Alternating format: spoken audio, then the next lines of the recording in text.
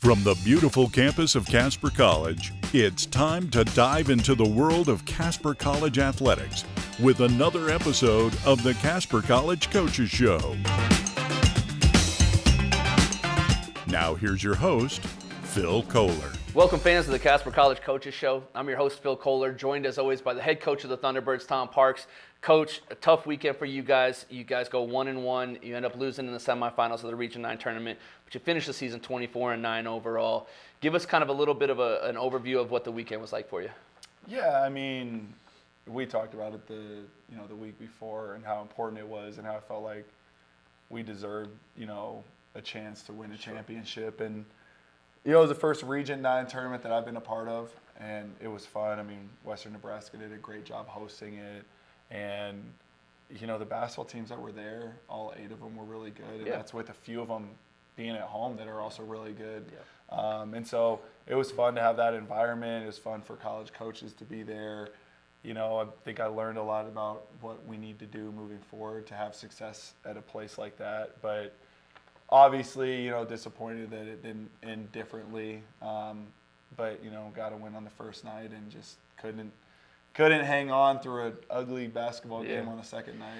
Well, so let's start with that win first on Thursday night, 92-82 win over Otero. Abdul leads the way with 25 points. Josh adds 15 points, 14 rebounds. You guys turned them over 21 times. Wasn't the prettiest of games, but, this time of year, survive and advance. Yeah, and again, not to give excuse, but we have a couple guys that were fasting for Ramadan, and it was the first time I think that they've played like this level of basketball game. Yeah. And it was just very odd, and we definitely won a different way. I mean, people will probably look at it and be like, 92 points, they hit their average, but I couldn't believe how many open shots we missed. Like Darius and Abdul bricking shots. And I'm like, there was 3 possessions. I think Darius got a 3, missed it. We got the rebound, kicked it out to Abdul. He missed a wide open 3. Darius got it, pull up from 15 feet, wide open, missed it. I'm like, when have those guys went 0 for 3 on a sequence? Like, I don't know if it's ever happened. So the fact that we won that game, I would take it because I feel like we did not shoot the ball very well at all. Sure. Well, then moving to Friday, you guys play against the number 1 seed from the South, the host from Western Nebraska. You guys, a team that you had beaten down there earlier in the season, you guys fall 82-78 at their place. Again, not a great performance from you guys. Abdul leads the way with 18 points, but you guys only shoot 9 of 20 from the free throw line, out-rebounded by 19. But even with all that, you guys still have a chance at the end. What do you think from that game on Friday night? Yeah, I thought we did some things that were very uncharacteristic of us. And ironically, like I spoke to my prep school coach this morning, who I still talk to, and we were talking about this season, and he said, usually that's how good teams go out. Like at some point, their season's going to come to an end, and it's probably going to be something that doesn't normally happen, or else they would keep winning. And we turned it over more times than we normally do. We stunk it up from the free throw line, and it's one of those things like the score. We led probably the majority of the game, and you're sitting up there and you're like I said 9 for 20 from the line, and you don't realize like if you make free throws, like you're probably leading by double digits the whole game. And it's a different story, right? So I think it was just hard because I didn't realize that we were shooting that bad, and because the game was so close. If you had told me it would be 9 for 20 and still have a chance in the 78 with a minute left, I don't know if I would have believed you. So, but it wasn't. It was just a hard way for us to go out because we went out in ways that were uncharacteristic of us. It was tough for that to be the last one. And to that point, everybody except for one loses their last game, right? And so it is part of it. And unfortunately, you guys had that happen for you on Friday night. But overall, really, you've got to be proud of the season. Early on, we were sitting here having these conversations in November, and you're talking about Casper, stick with us. Casper, stick with us. When you're talking about that, now that we're at the end of it, is this what you envisioned? Is this what you wanted for this team and for Casper to see? I think ultimately we wanted to come back with the trophy. Of course. I think in terms of a team standpoint, though, like I don't know if you can get better. Yeah. Like just in terms of how close they are. Sure. And how connected they are. And I think that's the challenge, right? Is like, yes, the goal, and I had to take a while to like really figure out my words and my emotions after this year, which honestly is probably the first time it's taken me this long, because I thought it was a very special group. But like, I said something like the goal is to win championships, but I've always coached, and played because of the relationships that basketball has given me throughout the years. I mean, I met my wife through the game of basketball. My whole wedding, both my wife's side and my side, it's pretty much just teammates from however many years and coaches and people that are associated with basketball. And so I think ultimately if I'm true to myself and say that that's what it's about, then we probably were better than anybody in the whole country. Yeah. Well, and a team that Casper could be proud of. I know, speaking for myself and a lot of people that I've talked to, really enjoyed watching out and watching this team play. But so, just looking back at the season through November, you guys started out the season, you're 5-5. Yeah. At some point, are you kind of like looking at yourself like, what did I get myself into here? I mean, I'd be lying if I wasn't like a little stressed out. Sure. I mean, just to me, I don't know if there's as many people, that would understand Casper College as much as I do, in the sense of like when you grow up in Wyoming, you know about Casper College men's basketball. Yeah. I played in the region, I coached in the region. Everybody knows about Casper College. People around the country know about Casper College. And I think that's the thing is there's high standards. And I have high standards for myself. So, yeah, when you're sitting there 5-5, I mean, I can sit there and say, we're playing this team, we're playing this team, we're playing on the road, we're doing this, you know what I mean?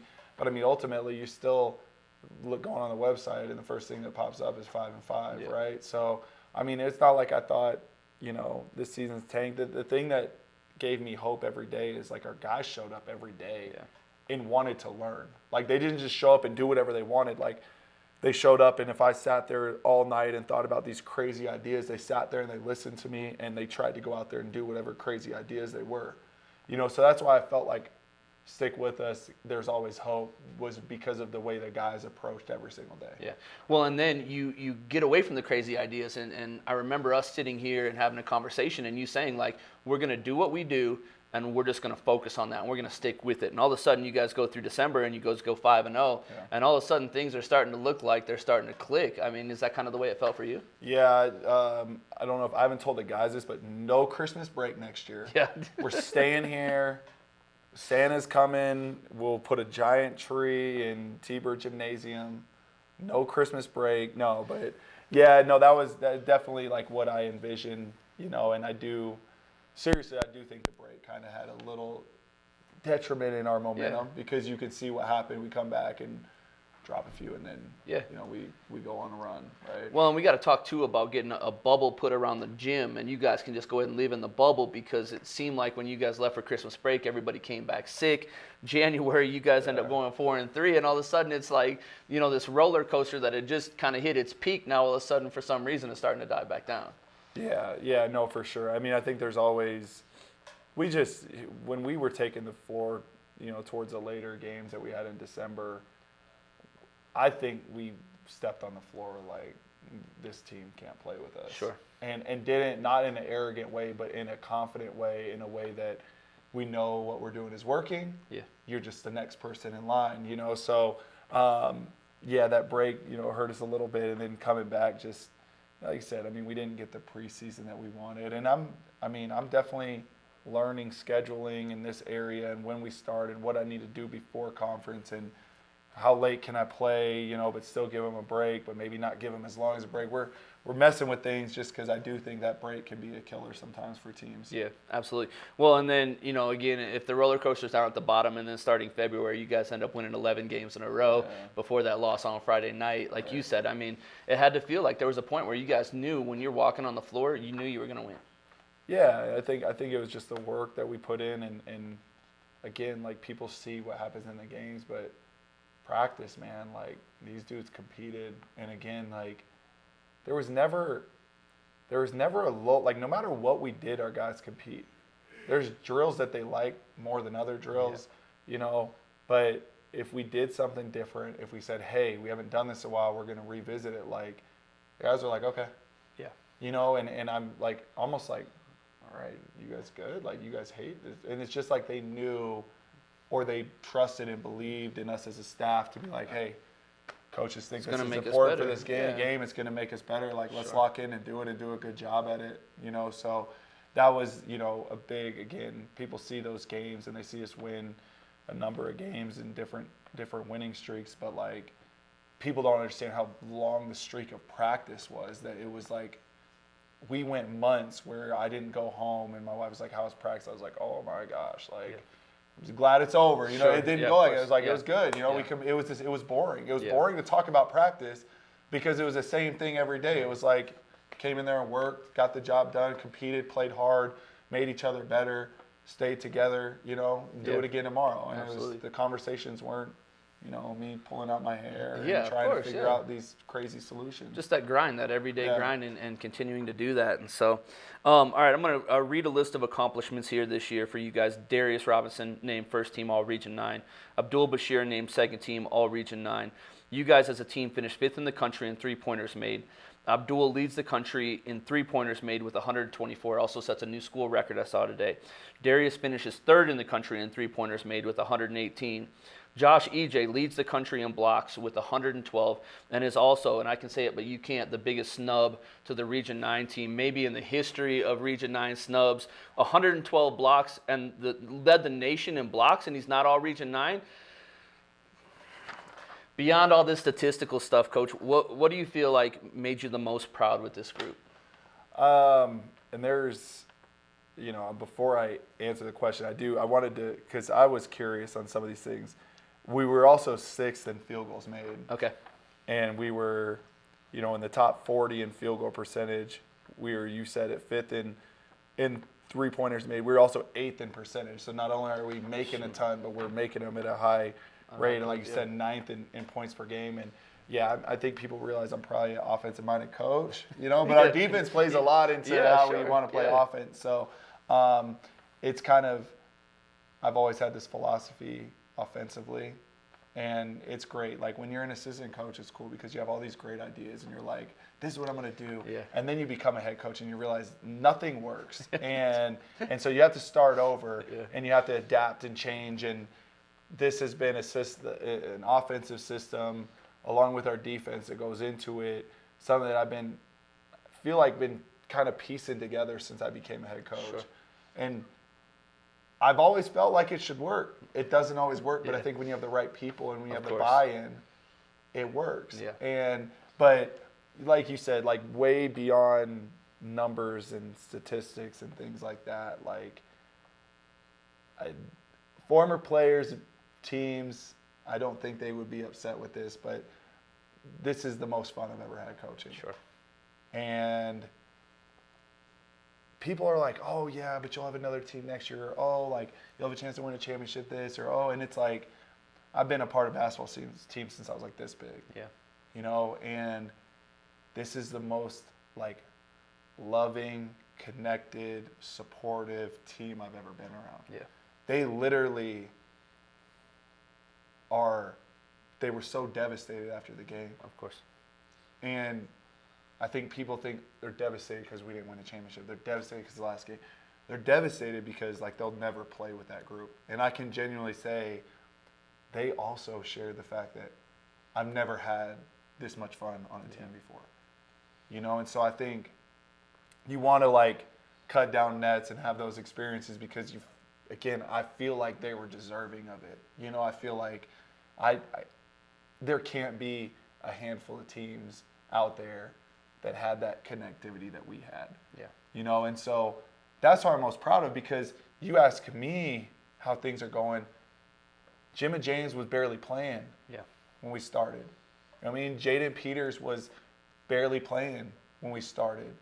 And every single one of the guys all year long supported Jimma through his great, loud, unbelievable plays and his crazy, loud, awful plays. Like, they supported him the whole time, you know, and they supported JP the whole time. And JP kept getting in the gym and kept working and kept. I told him yesterday in our meeting, every time he shot, I thought the ball was going in. Yeah. Like, I literally never thought that you were going to miss a shot in your life during conference play. Sure. And so I think, like, I don't think any of those guys get to that point I don't think we get to that point of the team if they didn't stay connected.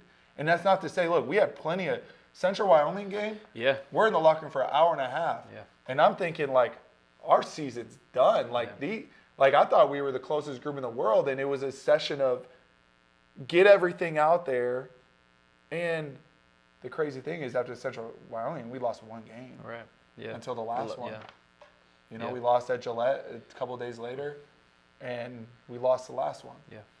You know, so that's what I'm most proud of, because I feel like it should be easier for me to stay positive, but like when you're an 18, 19, 20-year-old kid and your dreams of playing basketball at the next level are on the line and you're not playing as much or you're not getting as many shots or whatever the case may be, and you still decide, let me show up every day, I'll take that team any day. Yeah, and there's the old saying, you know, good teams play with each other, great teams play for each other. Yeah. And this was a team that you could tell, even from the outside, you could see that they were playing for each other and made it a lot of fun to watch.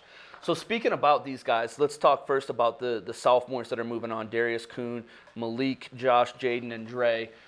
Anybody got any plans yet? I know there's been some people that have been around. There's some guys that have gotten some offers. Yeah, Darius I got to figure out his stuff because he's got a bunch of people that want him to visit. Sure.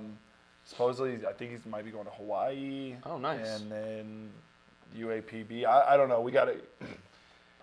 This whole week has been like this, like transitional week for us. Like I honestly, like I know what I need to be doing, but my heart and my mind are in another place, and so it's hard to like go back and forth. And so we need to get on the same page. Josh has got a number of schools that have been reaching out, showing serious interest, some that want him to visit. And then we have a bunch of core guys that are way better than what people realize. Yep. And it's just our job as a staff. I mean, yes, they have recruitment, schools calling here and this and that, but you know, it's my job and Dion's job to go and to sell them, because we know what they can give, and some things don't show up on a stat sheet, you know, and people, I don't think, a conversation goes a long way with understanding the value that someone really has. I mean, people probably don't realize like how valuable Malik Rebatez was to our team. Of course. Yeah. I mean, we have a healthy Malik Rebatez, and you know, maybe we're having a different conversation and planning coaching shows after a national tournament. I don't know. Yeah. But yeah, I mean, they'll all find good homes, and we'll all like work really hard for them to get in those situations because they're deserving. And I think ultimately, like, that's your job as a coach. Yeah. You know, and so I can't sleep at night if they don't find homes. You're trying to find places for them. Coaches are trying to find them, right? Yep. I mean, just looking for the right connection. And to that point, I know Dion's out on the road recruiting right now. You're here back in town kind of recruiting the guys that were freshmen last year. How is that going? What can we expect from those guys next year? Yeah, no, I think everyone will be back. You know, we're having individual meetings right now, and everyone's very excited. It's the same thing. They're having a hard time letting go, of course, you know, but they're also very optimistic about the future. And I think they all had very enjoyable experience. I think it says a lot when you have a guy like Rowan Butler who doesn't play as much, or a guy like Jimma who could go anywhere he wanted to and has had ups and downs over the course of freshman year. And they're like, I'm coming back. Like, this is where I want to be. You know, I think that says a lot about the institution, the life they have outside of basketball, you know, the trust they have in Dion and myself. So it's always nice. I mean, ultimately, I feel like our level is safe for the most part in that sense. It's like, I think these guys being here realize that there's not a place out there that can offer them more than what we offer them here. Yeah. You know? Well, especially you look at the guys that are at the high-end Division I schools that if they're not averaging 25, 30 minutes a game, they're in the portal now. Right. And so it speaks volumes to you guys as well as far as the job that you've done. My last question for you as far as basketball is concerned, what's the biggest challenge that you and Dion feel like you're looking into this summer, the biggest thing that you're going to kind of work for to make next season one that we're able to host a Region 9 championship and eventually cut down some nets here? Yeah, I mean, it's an interesting question, and I thought about it since you gave me the questions before, and like I don't have my best answer is like last summer was such a whirlwind. Of course, yeah. The off season was such a whirlwind that like I feel like in a lot of the things that we were having to do in the summer, we've already done. I mean, our schedule's pretty much done. I think in terms of biggest challenge is trying to find creative ways to, build on those numbers we were talking about, ways to enhance our defense. I think a big goal for me is I think we had some really good crowds. I think there's more people that need to see what the women's basketball team are doing and what we're doing. Yeah. Like, I think it's a great show. It's a great atmosphere.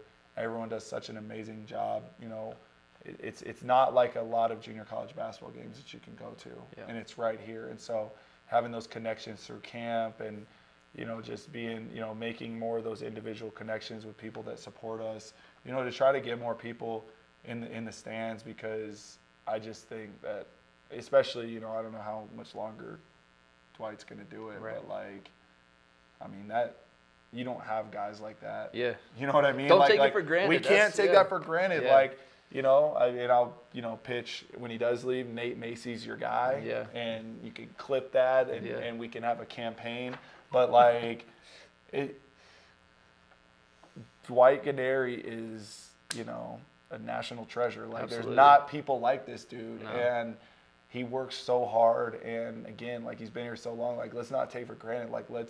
If for some reason he's in his last few years, let's send him out the right way. Yeah. You know what I mean? So kind of trying to do my part in getting people in the gym. Well, and it starts next week. We talked about on the girls' show with them playing on Wednesday, getting an opportunity to host the national tournament here. You need to go out and watch this team. Yeah. Great basketball team, really well coached, and it's going to be a lot of fun. So, all right, Coach, final question for you, and this is not basketball related, at least Casper College basketball related. NCAA tournament started just 15 minutes ago, probably. We can kind of hear it going on in the next room over there. I know you haven't gotten an opportunity to watch a ton of Division I basketball. Give us a winner, and we're going to come back, and we're going to see here in 3 weeks when it's over, and we're going to actually call you on it if that's the case. Okay. But give us your prediction as to who wins, and then if you've got any information to back that up. Yeah, well, my wife said something. I needed to help her fill her bracket out a few days ago, and I was like, if you want to lose, I got you. You know what I mean? Yeah. So, my bracket, I picked Houston. Okay. My thing is, I just like how they do things. Sure. I like their toughness, and I love their defensive mindset. And I was just, torn last year when I was in Houston, and I just was like, I feel like Houston should be playing in this Final Four, you know? And I just, I have a lot of respect for their staff and just the things. I don't know them personally, but just the things I see, the things I read, the press conferences. I just feel like they're a program you work for. But my dark horse, I don't know if they can win the whole thing. I probably should have picked them just out of loyalty, but Utah State, Danny Sprinkle, first year. Doing a great job. They got a national, Coach of the Year finalist, and they got a National Player of the Year finalist. And I think they're going to win some games. Yeah, so. A group that brought back pretty much nothing. Absolutely nothing from the year before. So. And, that guy's going to be on the radar for a lot of high major jobs here pretty soon. So, are you going to get a chance to go down to the Final Four in Phoenix? I'm going, yeah. Excellent. Awesome. Cool. Well, hey, Coach, it's been a lot of fun doing this. I've really enjoyed it. You guys had a great season. Looking forward to continuing to grow our friendship in the off season, and wish you nothing but the best of luck this summer. Thank you. Appreciate you doing this. Absolutely. Big shout out to our engineer, our videographer, Zach Nagy. He's done a great job with us all season, so we appreciate him as well.